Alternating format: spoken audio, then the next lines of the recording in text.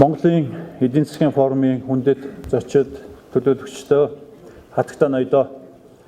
Энэ жилийн эдийн засгийн форум сорилт, сургамж, шийдэл гэсэн уран дор явагдаж байгаа болохоор өөрийн хэлэх үгийг энэ гурван сэдвийг тойруулан хүргэхээр шийдлээ.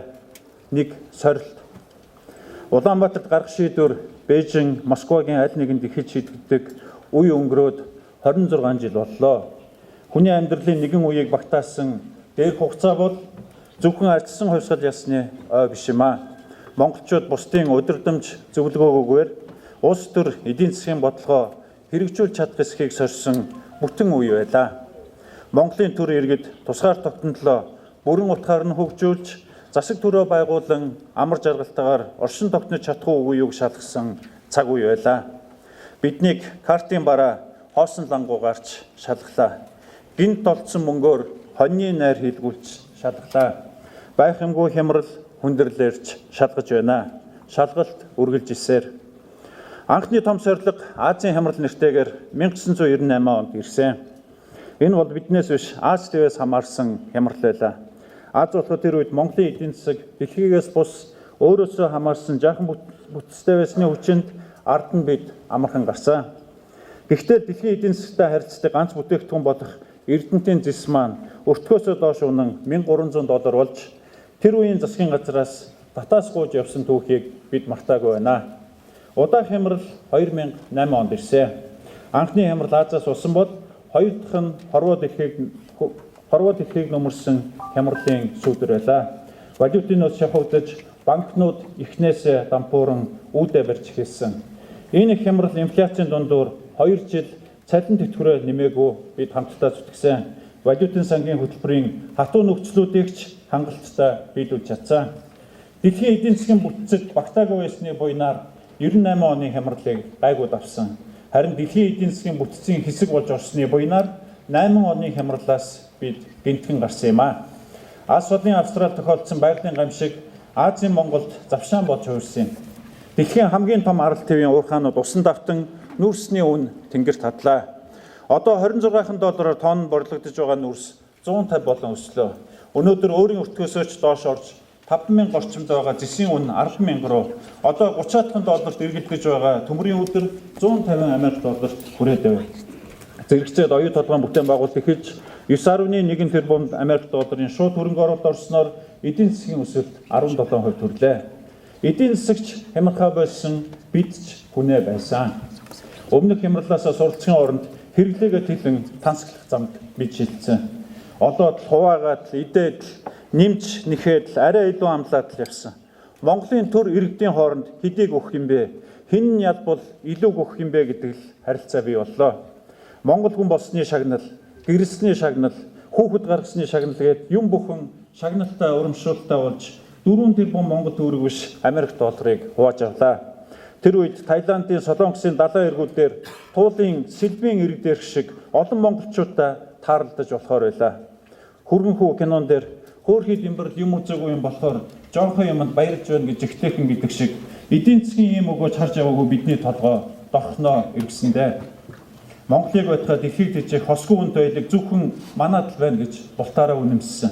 Хүн төрөлхтөн цаашдаа биднийг царайчилж оршин тогтнох юм байна гэдэгт итгэсэн. Тэгээд хосгүй их олоо хинтээ чуваахгүй хэрэглэн мөнгө тасралтгүй орж ирнэ. Монголчууд ганцаараа хөгжиж чадна гэсээр гадны хөрөнгө оруулагчтай хөөж явуулсан. Гадаад харилцааны сайд нь байсан хүн хүртэл гадаадын хөрөнгө оруулагчдыг хөөх хууч сонгуулийн компанитай зориулсан санаачлан батлуулж байсны горыг дараа нь бид хангалттай амслаа. Харамсалтай нь хүний зовлон дээр ургасан жаргал маань удаан үргэлжлээгүй. Австралийн уурхаач хатад дууссан, бид олснооч идэж барсан. Эдийн засгийн 3 дахь сорилт Азаас болсонгүй, Австралиас ч гайдсангүй. Өөрсдөөс маань болсон өөдөн хайсан чулуунаас үүдсэн хүндрэл байлаа. Эдийн засгийн үүдэн чөлөөний нарны үр ашгийг хувааж идээгүй бол энэ хүндрэл ийм хүчтэй ирэхгүй байсан. Гадаадын хөрөнгө оруулагчдыг хөөж яваагүй бол гай зовлон тойрхол байсан.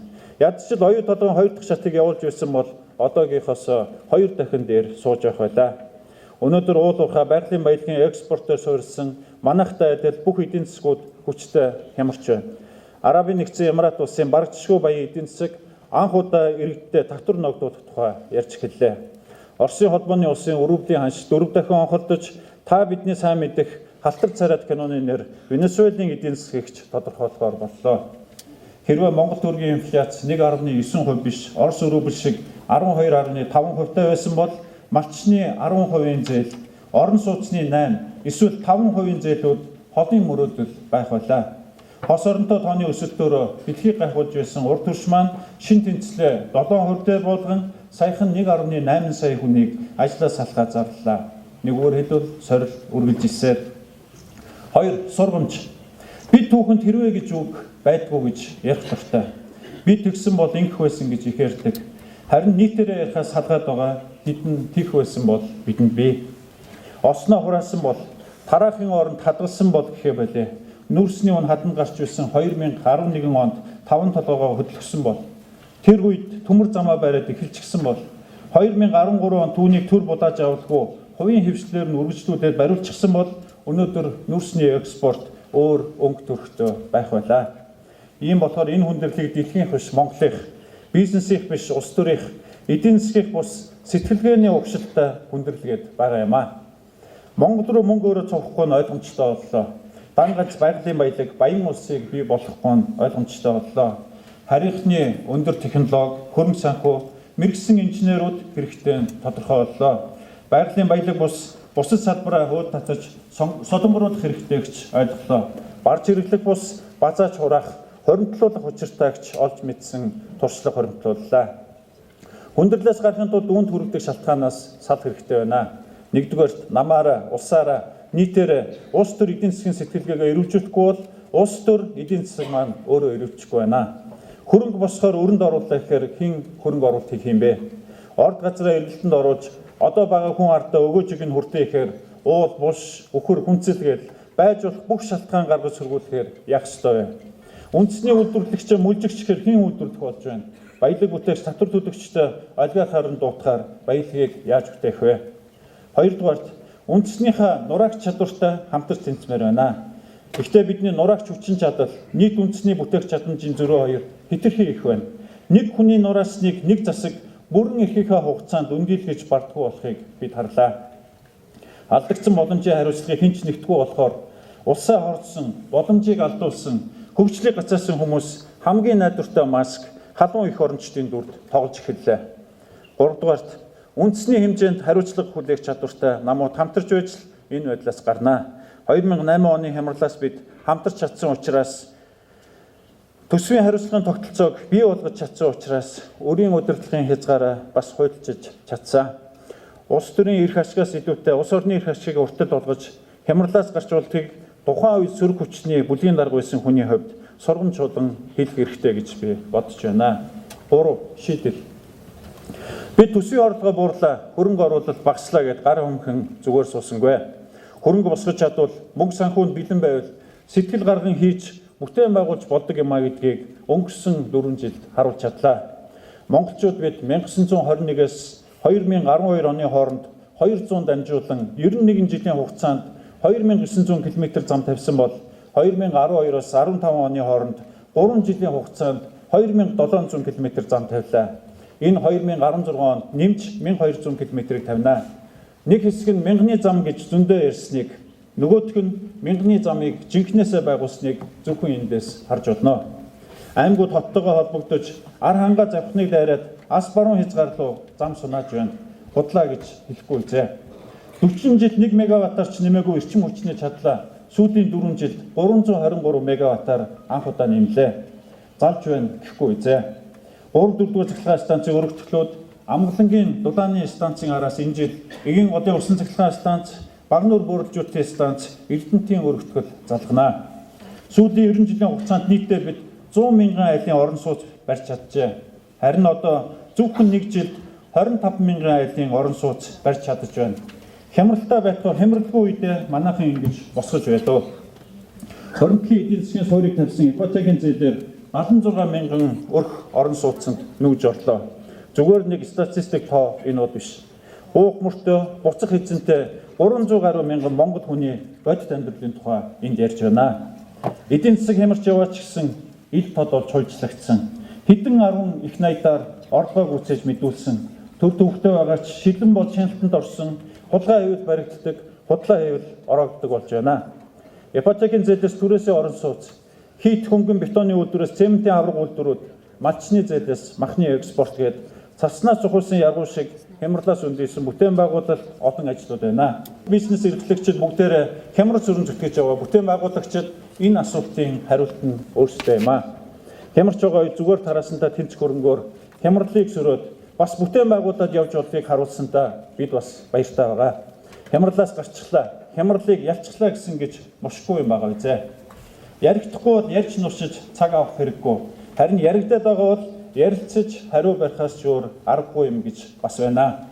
Энд яригдаад яриулъяч гээд байгаа нэг сэдв бий. Энэ бол Монгол орн өрөнд баригдаж, утан дийдэгдээд өнгөрч байгаа, өөр хүний л гарт өгөхгүй бол өнгөрч байгаа тухай яриа юм аа.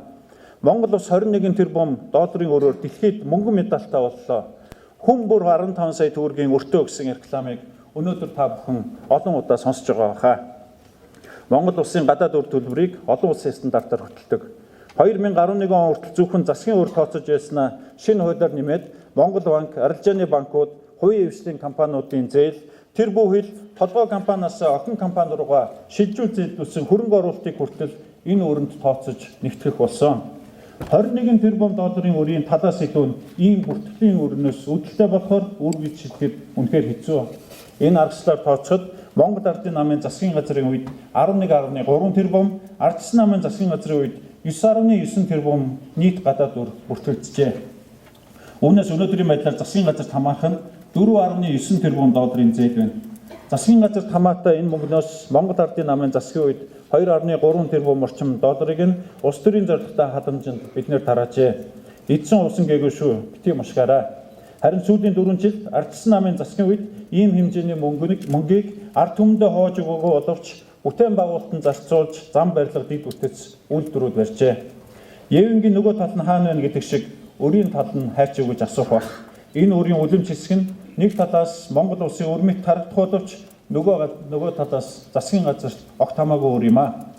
Эдгээр нь Улсын их хурлын гишүүн Инх хамгаалангийн МСС компани, Улсын их хурлын гишүүн Намтай хоёрын МАГ компани, Улсын их хурлын гишүүн Сод бүлгийн Ник Петрович компани зэрэг Монголын олон хувийн аж ахуй нэгж компаниудын авсан зээл юм аа. Өрийн тухай яриагаар өөрсдийгөө өдөж явахын оронд өөрийнхөө тавьсан өрийн доороос өндийж явал дээр буюу улс төрчлөө.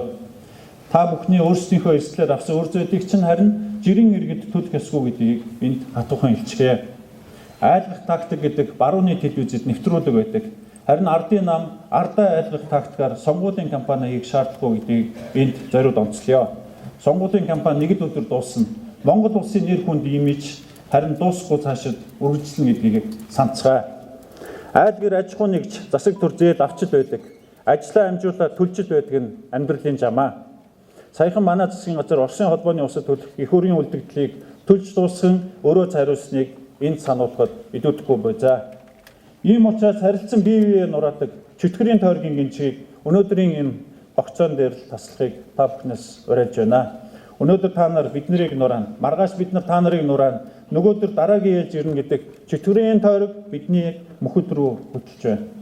Үүний үр дагаварт өнөөдөр сайн нэртэй их баригч шалга, сайн ирээ тэгт сөрөг хүчин чалга, бусдыг орлох 3 дахь хүчин чивээ олохгүй нь босоо гамбаач хэвтээд өглөө. Ерөнхий сайдын огт хэлэхэд нэг л өдөр зис, алт, нүрс, төмрийн үн гинт өсдгүүд юм бол энэ байдал энэ хിവэрэ өнөө маргааштай үргэлжлэнэ. Биднийг сонгоод өг, тэгвэл хямралаас гаргаад өгнө, өргөө болгоод өгнө гэж байгаа нь харин бүгд худлаа шүү.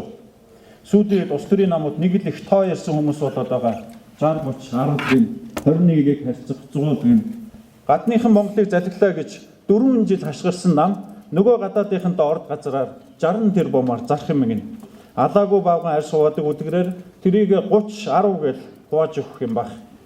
Гаднаас мөнгө босхийг эсэргүүцэхээ гол ажил болгосон нам дэлхийд данслаа ганц үйлдвэр гол том төслөө хөдөлгөлөө гэж засагтайгаа хариуцлага тооцох гэдэг манай уг нам 21 аймагт 100 үйлдвэр бүтээн байгуулах юм гин. Ямар мөнгөөр төсөв дав орлогогүй гаднаас мөнгө босхийг галдан эсэргүүцэн хөрөнгө оруулалтанд тэгэхээр юугаар татвараар нэмэх гэж байгаа хэрэггүй. Бид харин хийх ажлуудаа тодорхой харж байгаа. Одоо босгосон босгох хөрөнгөөр дотоодын банкуд аж ахуй нэгжүүдээс булаасан дотоодын бондын их үүсвэрээ эхний ээлжин суллана. банка, компаниудаа эхний ээлжинд мөнгөтэй болгож өрийн сүлжээг нь тайлна. Орон сууцны моргожоо өргөжүүлж бизнесийн моргожийг эхлүүлнэ. Бэрхшээл садуудыг даван туулж том төслүүдэд үргэлжлүүлэн хөдөлгөнө. Гадаадын хөрөнгө оруулалт татах ажлаа идэвхжүүлэн үргэлжлүүлнэ. Эдийн засгаа содомруулах чиглэлээр төлөвлөсөн тодорхой ажлуудаа хэрэгжүүлнэ. Том бүтээн байгуулалтын ажлуудаа үргэлжлүүлнэ. Эрдэнэс Монгол компани дээр суурилсан Тимашааг загварын шинэ бүтцэн шилжин баялагын сангаа бий болгож баялагын эзэн Монгол хүнтэйгээ холбоно. Эрхэмсэг хатагтай ноёдоо Монголын эдийн засгийн форум инхүү эхэлж байна. 2 өдрийн турш та бүхэн эдийн засаг, бизнес, хөрөнгө оруулалт, бусад олон сэдвээр чөлөөтэй хэлэлцэн, чөлөөтэй байр суурь илэрхийлнэ. Сорилтоо мэдэрсэн, сургамжаасаа суралцсан, шийдлээ олсон олон ажил асуудлын ард хамтдаа гарцгаана гэдэгт эргэлзэхгүй байна. Форумын ажиллагаанд амжилт хүсье. Монгол их орныг минь мөнх хөх тэнгэр нь үргэлж ивэж явах болтугай. Баярлалаа.